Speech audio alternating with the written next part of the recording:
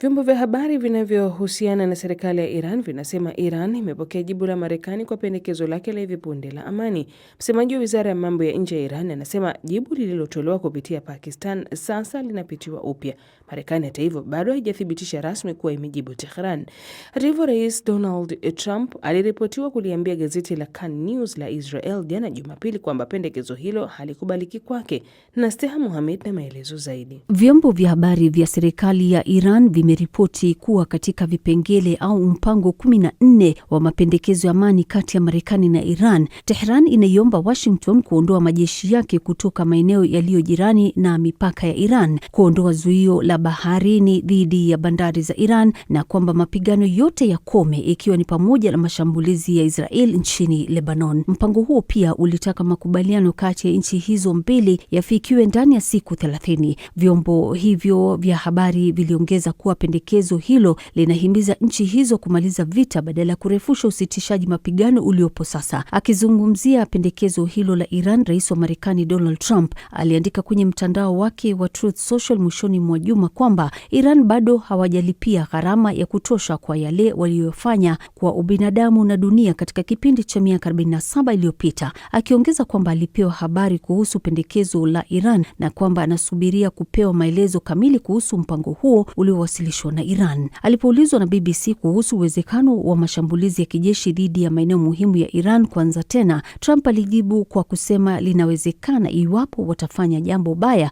lakini kwa sasa Marekani inatazama Iran kwa makini. Rais huyo wa Marekani alionekana kutokuwa tayari kujitoa kabisa katika mzozo huo, akisema Marekani haitajiondoa. Wakati huo huo, vyombo vya habari vinavyohusishwa na serikali ya Iran vimesema pendekezo la hivi karibuni la Tehran lilikuwa jibu kwa mpango wa Marekani wa vipengele 9 ambao ulipendekezwa usitishaji mapigano wa miezi miwili. Donald Trump pia aliwaandikia wabunge wa Marekani Ijumaa akisema hahitaji kufuata muda wa kupata idhini ya bunge kuhusu vita hivyo kwa sababu mgogoro huo umemalizika tangu usitishaji mapigano ulipoanza tarehe 8 Aprili, jambo ambalo kwa maoni yake limesitisha hesabu ya muda wa wajibu huo wa kisheria. Alidai kuwa kuzingirwa kwa bandari za Iran hakuhesabiki kama muendelezo wa mzozo huo. Kisheria, rais wa Marekani anatakiwa kupata idhini ya bunge ndani ya siku 60 baada ya kuwajulisha wabunge kuhusu hatua za kijeshi au vinginevyo kusitisha mapigano. Ijumaa ilikuwa siku ya 60 tangu Rais Donald Trump alipowajulisha rasmi wabunge kuhusu mashambulizi dhidi ya Iran Machi 2 mwaka huu, siku mbili baada ya Marekani na Israel kuanzisha mashambulizi yao. Kwingineko, ndugu yake mwanaharakati wa haki za binadamu wa Iran aliyefungwa gerezani na mshindi wa tuzo ya amani ya Nobel Nerges Mohammadi ameishtumu serikali ya Iran kwa makusudi kuwaruhusu wafungwa kufia gerezani. Ni Nasteha Mohamed. Wanajeshi wawili wa jeshi la Marekani wametoweka wakati wa mazoezi ya kijeshi nchini Morocco. Hii ni kwa mujibu wa kamandi ya Marekani Afrika, AFRICOM. Maafisa wanasema walionekana mara ya mwisho siku ya Jumamosi karibu na miamba ya bahari kwenye eneo la mafunzo la Kebtra ambalo lipo karibu na jiji la Tantan nchini Morocco. Ripoti za awali zinaonyesha kuwa wanajeshi walitoweka walikuwa wakishiriki katika mazoezi ya pamoja ya Africa Lion 2026, huku kukiwa na wasiwasi huenda walianguka baharini. Zaidi na Phyllis Mwate.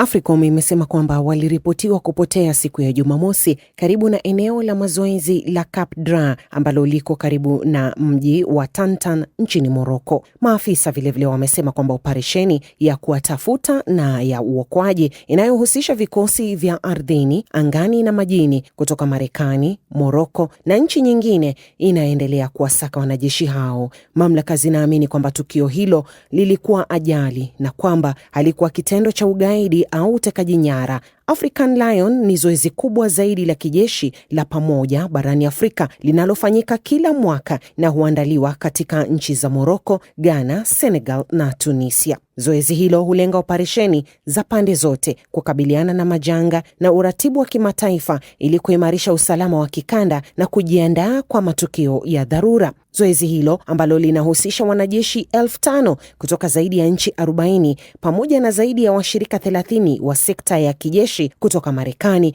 limepangiwa kufanyika kuanzia tarehe 27 Aprili hadi tarehe 8 mwezi huu wa Mei. Asante Phyllis Mwate. Mashindano makubwa ya riadha duniani World Athletic Relays 2026 yamefanyika mjini Gaborone, Botswana, yakileta pamoja zaidi ya wanariadha 700 kutoka mataifa 40 kushindania ubingwa wa nafasi ya kushiriki mashindano hayo ya dunia yajayo. Hii ikiwa ni mara ya kwanza kwa mashindano hayo kufanyika barani Afrika. Tukio hilo limewekwa historia pia kubwa kwa Botswana na Afrika nzima. Mwanariadha wa mbio za mita 100 Ferdinand Omanyala amezungumza na mwandishi wa BBC Celestine Caroni. Alianza kwa kujadili umuhimu wa mashindano haya makubwa ya kwanza ya riadha kwa wanariadha wakubwa kufanyika barani Afrika.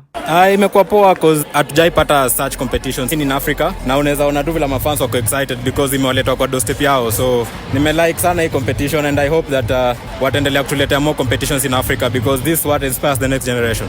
Na hapo kwenu Kenya umebaki kidogo tu mfuzu kwa mashindano ya dunia, lakini labda unaweza sema vipi kwa jinsi ambavyo timu ya taifa ya 4x1 imeshiriki mashindano haya? Tumekimbia poa sana na najua tutakuwa Beijing. I'm very sure because wanachukua 24 teams of which as of now tuko number 11, so najua inaenda kuwa fiti because sioni kama kuna any other challenge yenye inaenda kutupata in the next 1.5 years. Yeah. Labda ni wapi unaona Kenya inabidi itilie manani katika mbio hizi za 4x100 meters relay ili kuweza kuwa tunasema competitive kwa mashindano haya?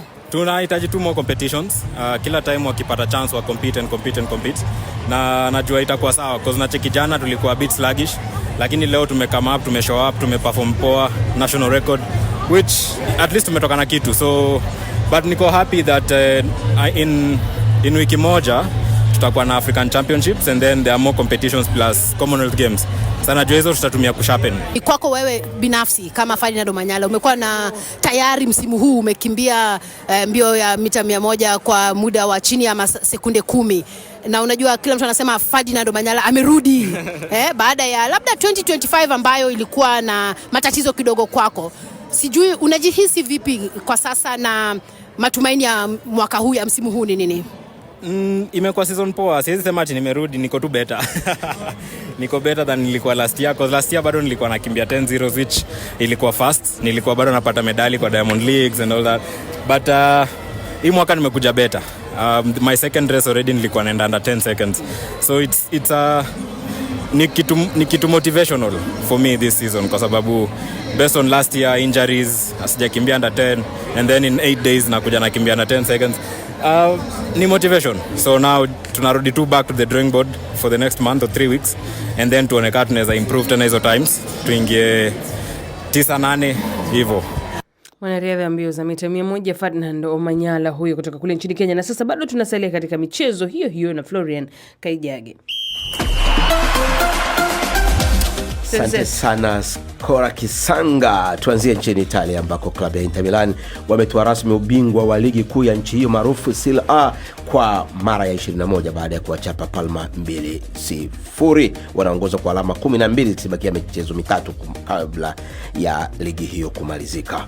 Huko England, Manchester United imefanikiwa kurejea katika ligi ya mabingwa Ulaya msimu ujao baada ya kuwachapa Liverpool 3-2 katika pambano la kusisimua kwenye dimba la Old Trafford. Walifunga mawili, Liverpool kasawazisha, mwisho Kobe Mainoo dakika 77 mwenye umri wa miaka 21 akafunga goli la 3 la ushindi. Huko England ndio wakati mapambano ya kuwania ubingwa yakiendelea kati ya Arsenal na Manchester City. Vita vya kuepuka kushuka daraja navyo havijapoa. Tottenham Hotspur ilijipatia ushindi wa 2-1 dhidi ya Aston Villa kujiweka alama moja juu ya mstari wa kushuka daraja ikibakia michezo mitatu kabla ya ligi kumalizika. Wolves na Burnley tayari zimeshuka daraja na imebakia nafasi moja kucheza championship msimu ujao. Hii leo Chelsea ambayo haina kocha mkuu inacheza dhidi ya Nottingham Forest, huku Manchester City ikiwa wageni wa Everton. Katika mashindano ya magari yaendayo kasi, dereva kijana Kimi Antonelli ameibuka kinara wa Miami Grand Prix kwa mara ya 3 mfululizo, jambo ambalo bingwa wa dunia wa mwaka 1996 Dan Hill amelieleza kuwa ni jambo maalum ama la kipekee. Katika tennis, Jensina amekuwa mchezaji wa kwanza kutoa ubingwa wa mashindano makubwa 5 mfululizo baada ya kumbwaga Alexander Zverev katika finali ya Madrid Open. Tanzania au Afrika Mashariki, Simba na Yanga mawili kwa mawili. Clatous Chama akifunga goli ambalo unaweza ukaliangalia mara kibao tu, goli maridadi. Na kwa wapenzi wa soka, goli la kwanza la Simba linashika nafasi ya 3 kwa magoli ya mapema zaidi kufungwa katika michezo ya watani wa jadi, ikizidiwa tu na magoli mawili, la Mwanza mwaka 97, Abdallah Msamba mwaka 82, Rashid Anzuruni wa Yanga dakika ya pili. Haya, asante. Simba na Yanga hoye.